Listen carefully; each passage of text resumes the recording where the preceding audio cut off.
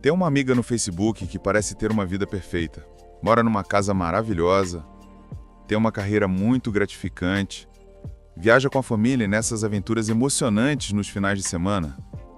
Juro que devem levar um fotógrafo profissional com eles. Porque aonde quer que vão ou o que quer que façam, a família toda parece simplesmente maravilhosa. Ela está sempre publicando na internet sobre como é feliz e grata pela vida que tem. Tenho a impressão de que ela não diz essas coisas só para colocar no Facebook, mas porque realmente acredita nelas. Quantos de vocês têm um amigo assim? E quantos de vocês, às vezes, não gostam muito dessa pessoa? Todos fazemos isso, não é? É difícil não fazer. Mas esse modo de pensar tem um preço. É sobre isso que quero falar hoje. O preço de ter maus hábitos. Vocês devem ter passado pelo feed do Facebook e pensado: e se eu der uma olhada? É só um pouquinho. Que mal há nisso? Pesquisadores descobriram que ter inveja dos amigos do Facebook leva, na verdade, à depressão. Essa é apenas uma das armadilhas da nossa mente. Vocês já reclamaram do seu chefe ou observaram a vida de seus amigos e pensaram: por que eles têm tanta sorte? Não dá para evitar, não é? Parece não ter importância pensar assim. Na verdade, pode até nos fazer sentir melhor no momento. Mas esse modo de pensar desgasta nossa força mental. Há 3 tipos de crenças destrutivos que nos tornam menos eficazes e que roubam nossa força mental. O primeiro tipo é ter opiniões prejudiciais sobre nós mesmos. Temos a tendência de sentir pena de nós mesmos. Apesar de ser normal ficar triste quando algo de ruim acontece, a autopiedade vai mais longe. É quando começamos a ampliar nossa infelicidade. Quando pensamos em coisas como: por que tem sempre que acontecer comigo? Eu não deveria ter que me ocupar disso. Esse modo de pensar nos deixa presos, concentrados no problema, e nos impede de encontrar uma solução. Mesmo quando não há solução, sempre é possível agir para melhorar nossa vida ou a de outra pessoa. Mas não conseguimos fazer isso quando estamos ocupados sentindo pena de nós mesmos. O segundo tipo de crença destrutiva que nos faz mal são opiniões prejudiciais sobre outras pessoas. Achamos que elas podem nos controlar e abdicamos do nosso poder. Mas como adultos em um país livre, há muito poucas coisas na vida que somos obrigados a fazer. Por isso, quando dizemos: tenho que trabalhar até tarde, estamos abdicando de nosso poder. Pode haver consequências se não trabalharmos até tarde. Mas mesmo assim, é uma escolha. Ou quando dizemos: minha sogra me deixa louca, estamos abdicando de nosso poder. Talvez ela não seja a pessoa mais simpática do mundo, mas somos nós que decidimos como reagir, porque estamos no controle. O terceiro tipo de crença prejudicial que nos faz mal são as crenças prejudiciais sobre o mundo. Temos a tendência de achar que o mundo nos deve algo.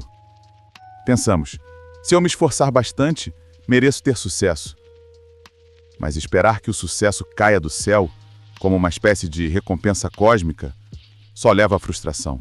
Mas eu sei que é difícil abrir mão de nossos maus hábitos mentais.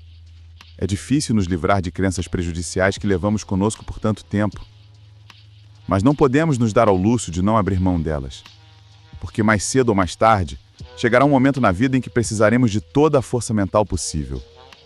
Quando eu tinha 23 anos, achava que minha vida estava toda resolvida. Eu me formei na faculdade, arranjei meu primeiro emprego importante como terapeuta, me casei, até comprei uma casa. Pensei: isso vai ser ótimo. Tive esse começo incrível para o sucesso. O que poderia dar errado? Tudo isso mudou para mim um dia quando recebi um telefonema de minha irmã. Ela disse que minha mãe havia sido encontrada inconsciente e levada para o hospital. Meu marido e Lincoln entramos no carro e corremos para o hospital. Não podíamos imaginar o que havia acontecido. Minha mãe tinha apenas 51 anos. Não tinha histórico algum de problemas de saúde. Quando chegamos ao hospital, os médicos explicaram que ela teve um aneurisma cerebral. Em 24 horas, minha mãe, que costumava acordar de manhã dizendo: que belo dia para estar viva, faleceu. Essa notícia foi devastadora para mim. Minha mãe e eu éramos muito próximas. Como terapeuta, eu conhecia, na teoria, como passar pelo luto. Mas saber e fazer são coisas muito diferentes. Levei muito tempo até sentir que eu estava realmente me curando. 3 anos após a morte de minha mãe, alguns amigos ligaram e convidaram Lincoln e eu para um jogo de basquete. Por coincidência, o jogo seria no mesmo ginásio onde vi minha mãe pela última vez, na noite anterior ao falecimento dela. Eu não tinha voltado lá desde então, nem sequer sabia se queria voltar lá. Mas conversei com Lincoln a respeito e acabamos concordando. Talvez seja uma boa maneira de honrar a memória dela. Fomos ao jogo. Nós nos divertimos muito com nossos amigos. Naquela noite, voltando para casa, falamos como havia sido ótimo conseguir finalmente voltar àquele local e me lembrar de minha mãe com um sorriso, em vez de todos aqueles sentimentos de tristeza. Mas pouco depois de chegarmos em casa, Lincoln disse que não se sentia bem. Alguns minutos depois, desmaiou. Tive que chamar uma ambulância. A família dele me encontrou no pronto-socorro. Esperamos o que pareceu uma eternidade, até finalmente aparecer um médico. Mas em vez de nos levar para ver Lincoln, ele nos levou para uma sala privada. Pediu para nos sentarmos e explicou que Lincoln, a pessoa mais aventureira que eu já havia conhecido, havia morrido. Não sabíamos no momento, mas ele teve um ataque cardíaco. Ele tinha apenas 26 anos, não tinha qualquer histórico de problemas cardíacos. Então, lá estava eu, uma viúva de 26 anos, e não tinha minha mãe. Pensei, como vou superar isto? Descrever esse período como doloroso em minha vida parece um eufemismo. Foi durante esse período que percebi que quando passamos por tempos difíceis, ter bons hábitos não basta. Basta 1 ou 2 pequenos hábitos para nos fazer mal. Eu me esforcei ao máximo, não só para criar bons hábitos em minha vida, mas para me livrar desses pequenos hábitos, por mais pequenos que pudessem parecer. Durante tudo isso, mantive a esperança de que um dia a vida pudesse melhorar. E acabou melhorando. Alguns anos mais tarde, conheci Steve e nos apaixonamos. Eu me casei de novo. Vendemos a casa em que eu havia morado com o Lincoln e compramos outra em uma região nova. Arranjei um novo emprego. Mas, quase tão rápido quanto respirei aliviada com aquele meu recomeço, recebemos a notícia de que o pai de Steve tinha um câncer terminal. Comecei a pensar, por que isso tem que sempre acontecer? Por que tenho que perder todas as pessoas que amo? Isso não é justo. Mas se eu havia aprendido algo, era que esse modo de pensamento me faria mal. Eu sabia que iria precisar de toda a força mental possível para superar mais uma perda. Então, eu me sentei e escrevi uma lista de todas as coisas que as pessoas mentalmente fortes não fazem. E li essa lista toda. Era um lembrete de todos aqueles maus hábitos que tive em algum momento e que me deixariam presa. Continuei lendo essa lista várias vezes, e realmente precisava disso, porque algumas semanas depois de escrevê-la, o pai de Steve faleceu.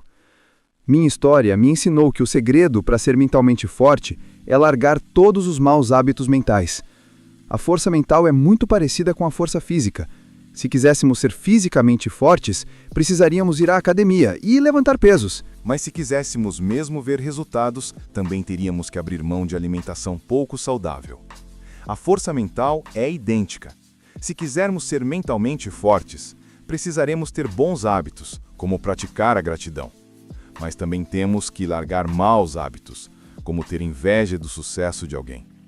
Não importa quantas vezes aconteça, isso irá nos fazer mal. Como treinamos o cérebro para pensar de modo diferente? Como largamos esses maus hábitos mentais que levamos conosco?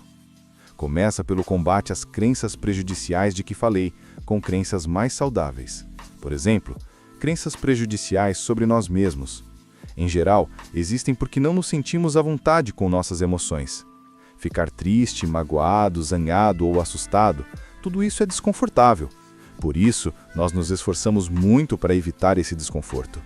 Tentamos escapar dele, fazendo coisas como sentir pena de nós mesmos. Embora seja uma distração temporária, isso só prolonga a dor. O único modo de superar emoções desconfortáveis e lidar com elas é passar por essas emoções, permitir ficarmos tristes e depois seguir em frente. É adquirir confiança em nossa capacidade de lidar com esse desconforto. As crenças prejudiciais sobre os outros acontecem porque nos comparamos com as outras pessoas. Achamos que elas estão acima ou abaixo de nós, ou que podem controlar como nos sentimos, ou que podem controlar como elas se comportam. ou nós as culpamos por não nos permitirem avançar. Mas são nossas próprias escolhas que fazem isso. Temos que aceitar que somos nós mesmos e que os outros estão separados de nós. A única pessoa com quem você deve se comparar é a pessoa que você foi ontem. E as crenças prejudiciais sobre o mundo acontecem porque, lá no fundo, queremos que o mundo seja justo. Queremos acreditar que, se fizermos boas ações o bastante, nos acontecerão coisas boas o bastante. Ou que, se aguentarmos períodos difíceis o bastante, receberemos algum tipo de recompensa. Mas no final, temos que aceitar que a vida não é justa. E isso pode ser libertador. Significa que não seremos necessariamente compensados por nossa bondade, mas também significa que, por mais que tenhamos sofrido, não estamos condenados a continuar sofrendo. O mundo não funciona assim. Nosso mundo é o que fazemos dele. Mas é claro que, antes de podermos mudá-lo, temos que acreditar que podemos. Trabalhei uma vez com um homem que era diabético há anos. O médico dele recomendou terapia porque ele tinha alguns maus hábitos mentais que começavam a afetar sua saúde física. A mãe dele havia morrido ainda jovem, por complicações de diabetes. Por isso, ele acreditava que estava condenado e havia desistido totalmente de tentar controlar seu nível de glicose. Na verdade, a glicemia dele estava tão alta ultimamente que começava a afetar a visão, e haviam retirado sua carteira de motorista. O mundo dele estava encolhendo. Quando chegou ao meu consultório, era óbvio que ele sabia tudo o que podia fazer para controlar os níveis de glicose. Ele só achava que não valia a pena. Mas no final, concordou em fazer uma pequena mudança. Ele disse: "Vou largar meu hábito de tomar 2 litros de Pepsi por dia e trocar por Diet Pepsi." Ele não acreditava na rapidez em que os valores começaram a melhorar. Apesar de ele vir toda semana me lembrar para mim como o sabor de Diet Pepsi era horrível, ele se manteve firme. Assim que começou a ver progressos, disse: "Talvez possa analisar meus outros hábitos. Posso trocar minha taça noturna de sorvete por um lanche com menos açúcar." Um dia, ele estava com alguns amigos em um bazar beneficente e encontrou uma bicicleta ergométrica velha e mal conservada. Ele a comprou por alguns trocados, levou para casa e a colocou na frente da TV. Começou a pedalar todas as noites enquanto assistia a alguns dos seus programas favoritos. Não só reduziu peso, como um dia notou que conseguia ver a TV com um pouco mais de nitidez do que antes. De repente lhe ocorreu que os danos à visão não eram permanentes. Então, definiu um novo objetivo: recuperar sua carteira de motorista. A partir daquele dia, ele se animou. Em nossas últimas sessões, ele vinha toda semana dizendo: "O que vamos fazer esta semana?" Porque ele finalmente acreditava que conseguia mudar o seu mundo, e que tinha a força mental para mudá-lo, e que era capaz de largar os maus hábitos mentais. Tudo começou com apenas um pequeno passo. Portanto, convido vocês a se perguntarem: que maus hábitos mentais estão te fazendo mal? Que crenças prejudiciais me impedem de ser mentalmente forte? Que pequeno passo eu poderia dar hoje? Aqui mesmo, neste momento. Obrigado.